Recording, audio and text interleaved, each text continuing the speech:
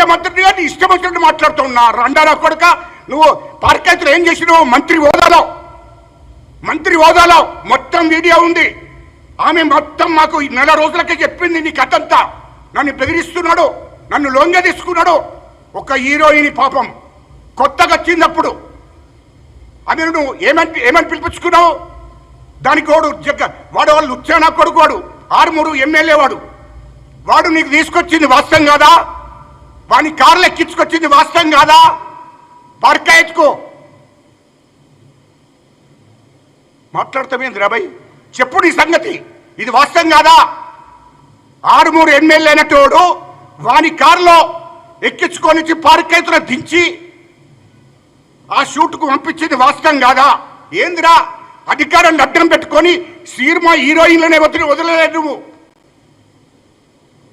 ప్రతి ఆడపిల్లను వదలలే నువ్వు.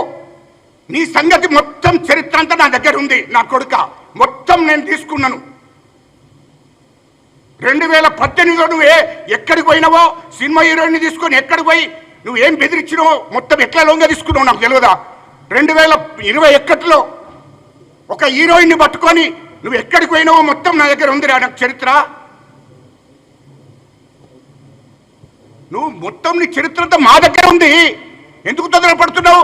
డేట్తో యుక్తంగా, నేను మాటల ఆరోపణలు కాదు, డేట్తో యుక్తంగా చెప్తాను. ఇది వాస్తవం కాకపోతే చెప్పు, బయటికి రా. నా కొడుక నువ్వేం తమాషా చేస్తున్నావు ఇష్టం వచ్చినట్టు? రాష్ట్రాన్ని దోసుకుండు గాక ఇక్కడ రాష్ట్రంలో ఉన్నట్టు పాపం హీరోయిన్లు ఆడపిల్లలను కూడా నువ్వు లొంగ తీసుకున్నావు నా కొడుక. బ్లాక్మెయిల్ చేసి బెదిరించి, ఒక్కటి కాదు 2 కాదు నీ గురించి చెప్తే మీడియా ముందట ఏం తమాషా చేస్తున్నావా?